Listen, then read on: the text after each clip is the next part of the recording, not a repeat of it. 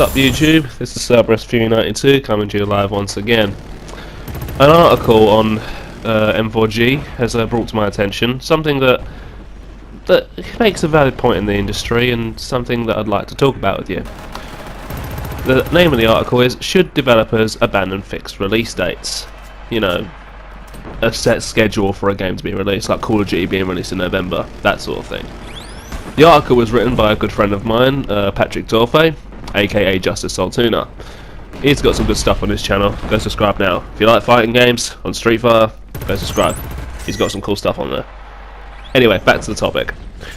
Should developers abandon fixed release dates?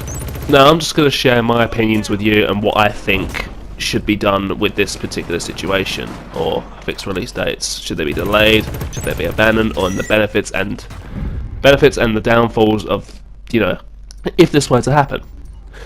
Let's look at the positive notes. If fixed release dates are abandoned. Personally, for me, I think games should be properly tested before release, and, you know, give them more time. Publishers need to give developers more time to test their games to see if they're even fully functional. A prime example of a game that was not fully functional was Battlefield 4. I mean, on PC, you'd destroy the building on one of the maps and it would just crash completely. I mean, loads of people got angry about it. I mean, Angry Joe was a prime example. He's playing a game with his friends, the building explodes and the game just crashes every 5 minutes, like 4 or 5 times. I mean, how can something like that get through PR testing? Like a massive bug, like your map crashing every fucking time the building explodes. I mean, come on, how did that not get past PR testing? Game, also Assassin's Creed Unity. The frame rates were utterly horrendous for Xbox One and PS4. More for the PS4, I have no idea why. Then again, the PS4 has the stronger GPU. It's a more powerful system, a slightly more powerful system. I don't see how the frame rates were lower on the PlayStation 4 than the Xbox One. Now there's speculation rumours going around that Microsoft paid them off, but that's just silly fanboyism at its best. But, you know, the game was broken, and fans and people who even bought the game, no matter what platform you're playing on, need to realise that these games are not functioning. They're unplayable. You can't even play the game without it crashing or the frame rate's going crazy. I mean, look, some of the glitches for Assassin's Creed Unity were just absolutely hilarious. Some of them kind of creepy, like the NPCs not having faces. I mean, you just see the eyes in their mouth. It's kind of creepy. Games being delayed, on the other hand, so many games out there do get delayed for stupid lengths. I mean, let's take a game that's been delayed. I don't know, Destiny. Destiny was delayed from spring 2014 down to winter 2014. It was supposed to release in January. No, not January. Sorry, March. That's when spring is. It was supposed to release in March, but they decided to delay it till November. I don't see how releasing a first-person shooter in the month of November alongside a Call of Duty game, it seemed a bit shady. But, you know, whatever. Let's just get back to the topic at hand. But with Destiny, when the game was released, now bearing in mind there was a beta. There was a beta for Destiny, and there was a pre-alpha for PlayStation 4 users. PlayStation 4 users, you're lucky. You got to play the game much more earlier than other users. So, you know how that works. You got to play it early. Lucky you. But yes, there was also an open beta for the weekend for anyone to play it, not just anyone who pre-ordered it. I personally thought Destiny was a very functional game on release. I was enjoying it for a while. But let's just put aside the fact that Destiny was disappointing. Let's not talk about the game itself. Let's talk about the condition. Was it playable? Of course it was. The game was playable. There was a few bugs every now and then. I mean, the centipede error was a prime problem. I mean, you had to reset your router just to fix that problem. But for those who are living in college dorms, now I've seen some videos on YouTube who complain about this. They live in college dorms, they can't reset their router in a university apartment or wherever it is.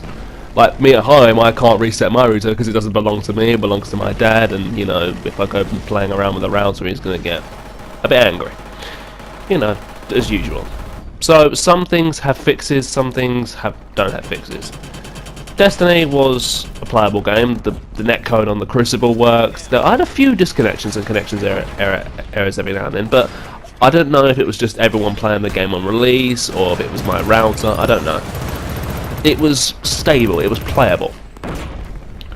But Destiny had its own fair share of broken problems. I mean, the RNG loot system, we all knew the frustration that caused. I mean, look at people earning legendary engrams and getting rares every 5 minutes.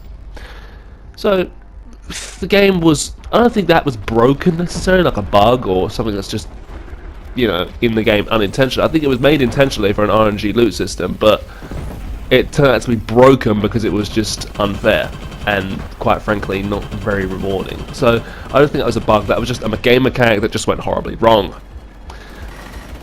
There are so many other games out there that are being delayed. I mean, we've heard nothing for PlayStation users, PlayStation 4 users to be exact, have heard nothing from Kingdom Under Fire. To Kingdom Under Fire 2, the new MMORPG, which has been in development since like 2009. We've heard nothing. Does this game have a fixed release date? No, it doesn't. It doesn't even have a fixed year. We don't even know if it's coming out in 2015 or 2017. We have no idea. That's another problem that I personally don't like. When games don't have release dates, you don't know when they're coming out, whether you should buy the console now or wait until a certain time period. I mean, I didn't buy my PlayStation 4 until Infamous Second Son came out. Or was that? No, Infamous Second Son? What was the game I was waiting for? I can't remember what I bought the PS4 for. I think it was Warframe. Yeah, it was Warframe. I decided to get Warframe on the PlayStation 4, but I mostly play on Xbox because, you know, all my friends are on there.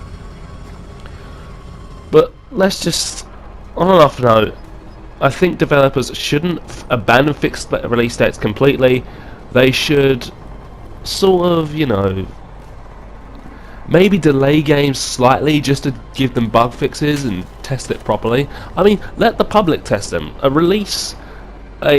Hire some players who want to do this. It might make, you know, you might make a little bit less money, or it's going to cost you to test the game more, but the experience at the end will be so much better. People will think the game, wow, this game is brilliant, Battlefield 4 is so fun. But then when you have bugs like the map crashing, they're going to think of the negative effects and how frustrating and annoying was the game was unplayable instead of enjoying the actual game. That's a problem that I had. I mean, I thought Battlefield was so fun, but when the game was crashing everything, I'm like, bloody hell, this game's horrible, it doesn't work. When there are game-breaking bugs in games, it overshadows the good points of a game. Like Destiny's broken, quote-unquote, RNG loot system just made the game frustrating and quite frankly, a little bit boring because you're finding legendary items or engrams and getting rares. But these can be fixed in patches, but at the same time, you shouldn't have to release a patch for something that should have been available on release. I mean, the game should be playable on release, that's generally what you should do nowadays. But then again, this is the way the industry works. And also another factor that I think would help, personally, is for players to, for fuck's sake, just stop pre-ordering.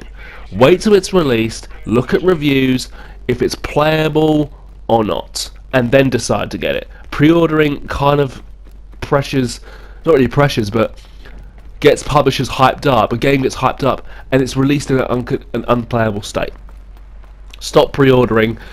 Unless you've personally played the game before release, then yeah, go ahead and pre-order if you know it's going to be the game you're looking for.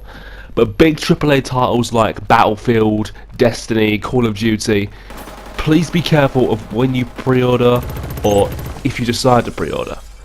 Because pre-ordering is not always a good... Anyway, sorry about that, there was a slight error in the PlayStation share factory. Anyway, yeah, when you pre-order games, you know, it's not always a good thing. You can pre-order a game and it can be absolutely horrible on release. I mean, the trailer could be all fake, like Colonial Marines is a prime fucking example. Yeah, that's right. Remember that? The E3 trailer looked all nice, and then when the game was released, it was utterly horrible. Yeah, pre-ordering is also a contributing factor for this as well. But anyway, please share your experiences with me. Leave a comment if this has affected you. If you've had any games that have been disappointing on release just because they're unplayable, please tell me. I'd like to share my experiences with you. Anyway, game on, folks. This is the Cerberus Fury signing off. Subscribe for more.